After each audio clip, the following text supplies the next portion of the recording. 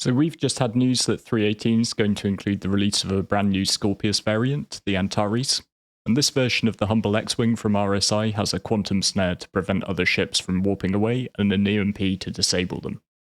This combination's really cool for both pirates and would-be bounty hunters who might not want their prey to escape. So in this video I'm going to do some blue sky thinking about 5 other variants of existing ships that I'd personally really love to see. Obviously there's nothing here to say that any of these will make it in any way, they're just my thoughts on what would be cool. I'd also love to hear your ideas, so be sure to pop any you have down in the comments. So if all this sounds good to you, then grab a cup of tea while I roll the intro, and then we'll get into it.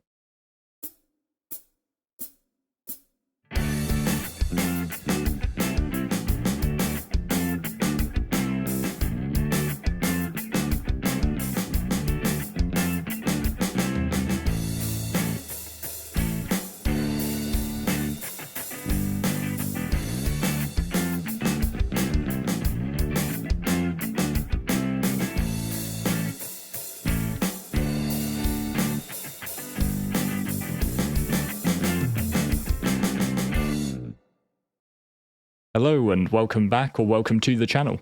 I'm Loudguns, and like I say, today let's take a look at a few ideas I have for variants of existing ships. We've already got a whole bunch of variants to choose from in-game, with chassis like the Cutlass offering 4 versions for taking on specific tasks. And variants can be a cool way for CIG to increase, for want of a better word, variation in the verse without having to start from the ground up with a new ship each time. That being said, something I would really like to see longer term is talk from CIG about the possibility to convert your chassis in-game.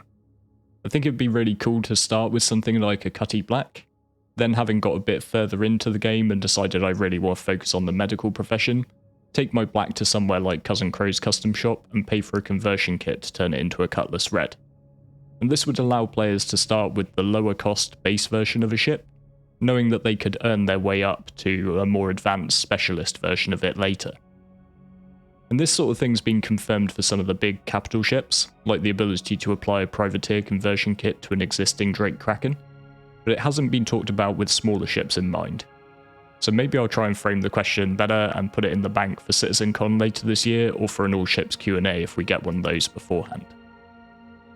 Whenever I get into talking about ships, even theoretical ones, I do like to put in a quick disclaimer at the start that it shouldn't put anyone off trying SC.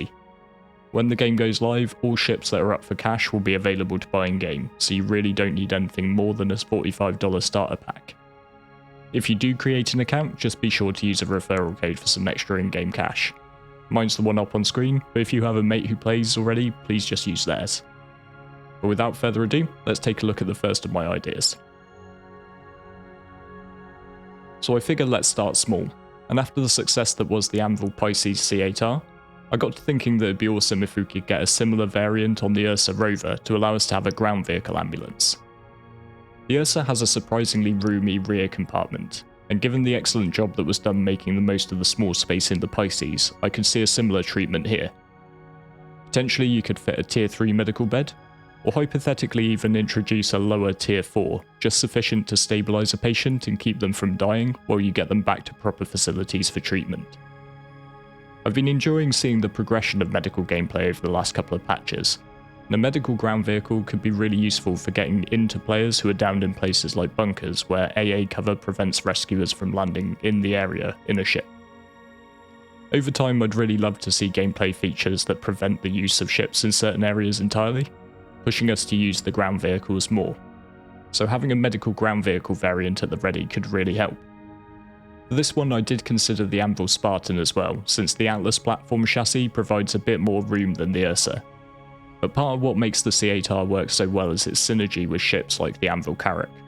The limitation to an Atlas vehicle as an ambulance would be the requirement for something like a Hercules to bring it into an AO, whereas an Ursa can be transported by a number of ships including the Corsair, Connie and Carrack.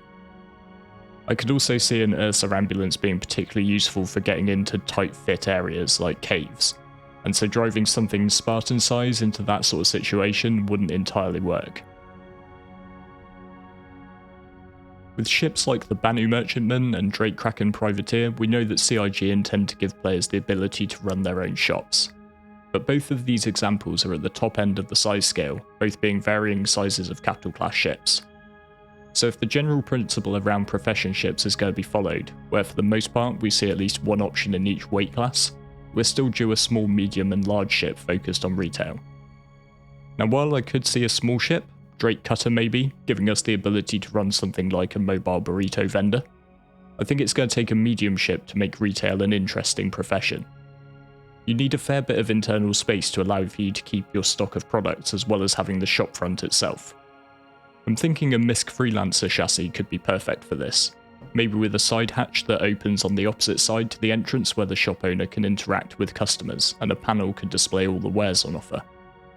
The base model has 66 SEU of cargo internally, but the DIR Exploration variant, for example, already shows how some of this can be sacrificed for other features, in the case of the DIR that being the long-range fuel tanks.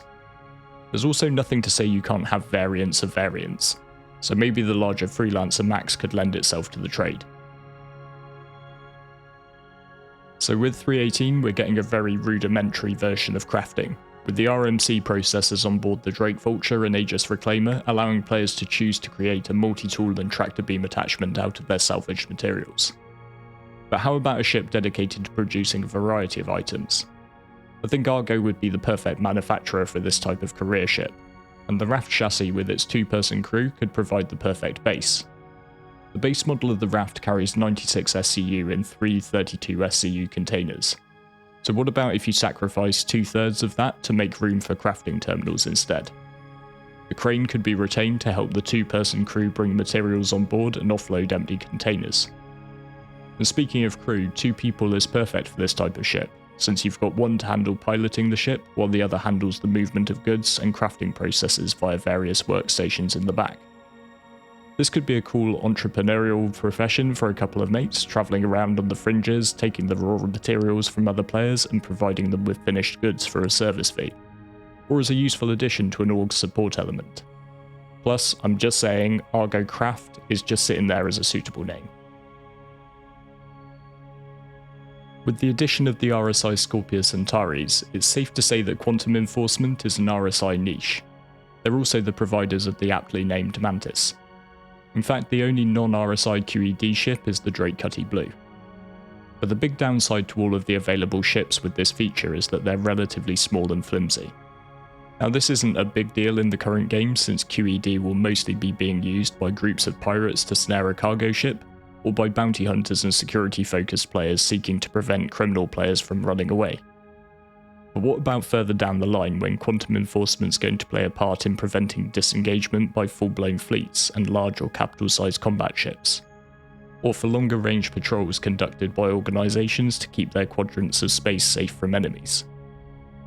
I can see the RSI Perseus as a good candidate for this role, potentially with the Enforcer variant giving up some of its firepower, maybe half of its 4 size 7 guns, to house QED devices instead. The tough armour would make it a much tougher nut to crack in a fleet engagement, and the range of its size 7 guns means that it could be more comfortably protected at the centre or back of a formation, as opposed to being on the front line. In patrol scenarios, a Perseus frame could fit the bill nicely too.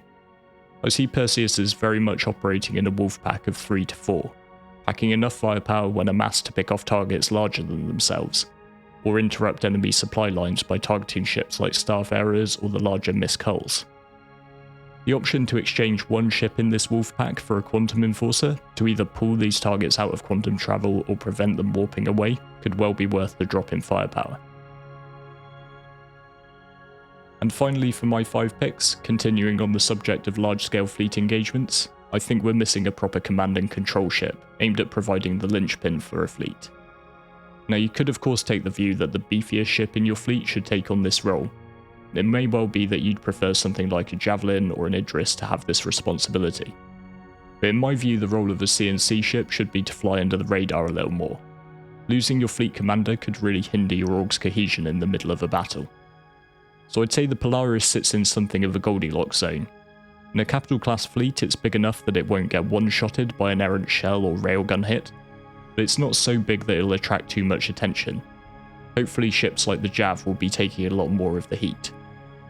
We already know that the Polaris has outside scanning capabilities, but potentially these could be further enhanced with dedicated command stations that help a fleet commander get a more detailed perspective of the battlesphere. potentially giving officers the ability to tag friendly targets so they can measure distance and relative position for holding formations, and mark enemy ships to signal fire priority.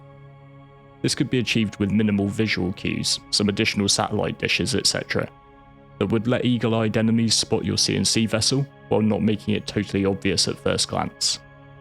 The hangar also offers great options for synergy, with the fleet commander maybe adding something like a Hornet tracker or terrapin to specifically be their extended eyes and ears. I'm a big believer in the trade-offs that CIG have already displayed when making variants though, so perhaps like with the Perseus variant outlined earlier, this CNC Polaris would have to give up something too. You wouldn't want it to be the defensive capabilities like the shielding, so the most appropriate for me would be the torpedo payload that represents the Polaris's primary offensive weaponry. Well, I hope you found my 5 interesting, and like I say, I'd love to hear what you think of my ideas and your thoughts on what other variants CIG could bring to the game. Maybe we can keep some form of scoreboard over on Discord, link in the video description below if you'd like to hang out, and see who managed to hit the nail on the head.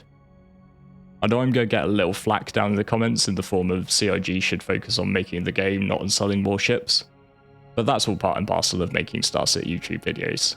I personally just find this type of content fun to make, so that's why I'm doing it.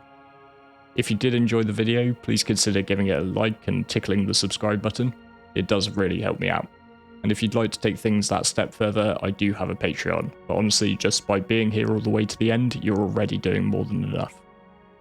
And with all that said, thank you very much for watching, and I look forward to seeing you next time.